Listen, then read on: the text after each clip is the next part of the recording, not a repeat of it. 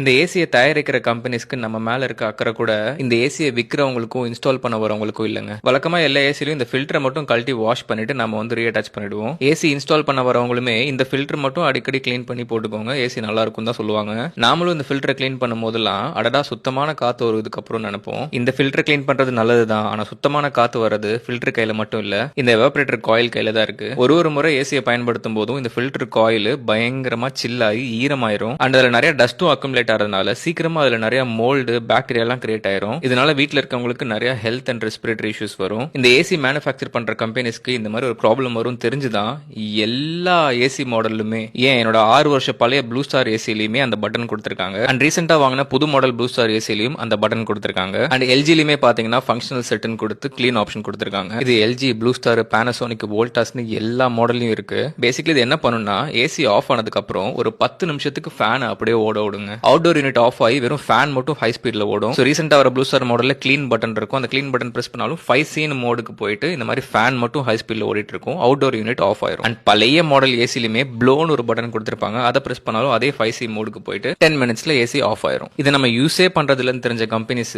நமக்கு இன்னும் நல்லது பண்ற விதமா இப்போ வர புது மாடல் எல்லாமே நீங்க ஆஃப் பண்ணீங்கன்னா ஒரு 60 செகண்ட்ஸ்க்கு ஃபேன் ஓடிட்டு அதுக்கப்புறம் தான் ஆஃப் ஆகும். இந்த மாதிரி ஃபேன் ஓடுறதுனால உள்ள இருக்க எவாபரேட்டர் காயில் இருக்க ஈரம் எல்லாமே போய் காயில் ட்ரை ஆயிரும். அப்படி ட்ரையா இருக்கும் போது அதுல எந்த பாக்டீரியா ஒரு மோல்டுமே கிரியேட் ஆகாது. ஆல்சோ இது ஏசியோட கூலிங் கெபாசிட்டி அண்ட் லைஃபுமே இன்க்ரீஸ் பண்ணும். அண்ட் இப்போ வர ப்ளூ ஸ்டார் மாடல்ல நீங்க கிளீன் பட்டன் பிரஸ் பண்ணீங்கன்னா உங்க எவாபரேட்டர் காயில கம்ப்ளீட்டா ஃப்ரீஸ் பண்ணி அதை டீஃப்ராஸ்ட் பண்ணி பாக்டீரியாவோட சேர்த்து அழுக்கையும் சேர்த்து வெளியே ட்ரைன் பைப் வழியா கொண்டு போயிடும். கம்ப்ளீட்டா ட்ரையும் ஆக்கி கொடுத்துரும். பட் என்னோடது பேசிக் மாடல் தான், அதனால ஒரு டைம் ஏசி நான் ஆஃப் பண்ணும்போது ஆஃப் பட்டன் கொடுக்காம இந்த கிளீன் பட்டன் கொடுத்துட்டேன் அப்படின்னா அது 5 சி மோட்ல போயிட்டு 10 மினிட்ஸ் ஃபேன் மட்டும் ஓடிட்டு ஏசி ஆட்டோமேட்டிக்கா ஆஃப் ஆயிரும். உங்க ஏசில நிறைய டஸ்ட் அக்குமுலேட் ஆயிட்டு இருக்கு அண்ட் பேட் ஸ்மெல் வருதுன்னா தயவு செஞ்சு ஃபுல் எவாபரேட்டர் காயில் இந்த மாதிரி ஒரு கிளீன் பண்ணிருங்க. அண்ட் அடுத்த முறை ஏசி ஆஃப் பண்ணும்போது ஆஃப் பட்டன் பிரஸ் பண்ணாம இந்த ப்ளோ பட்டன் ஒரு கிளீன் பட்டன் பிரஸ் பண்ணுங்க. அப்பதான் மறுபடியும் இந்த பாக்டீரியா ஒரு மோல்டு ப்ராப்ளம் வராது. அண்ட் என்னோட ஏசி மாடல்ஸும் இந்த வீடியோல ரெஃபரன்ஸ்க்கு டேக் பண்றேன், தேவைப்பட்டா மட்டும் செக் பண்ணி பாருங்க. அண்ட் ஏசில இப்படி ஒரு பிரச்சனை இருக்கு, அதை இப்படி சரி பண்ண முடியும்னு தெரியாத உங்க ஃப்ரெண்ட்ஸ்க்கு இந்த வீடியோ ஷேர் பண்ணுங்க.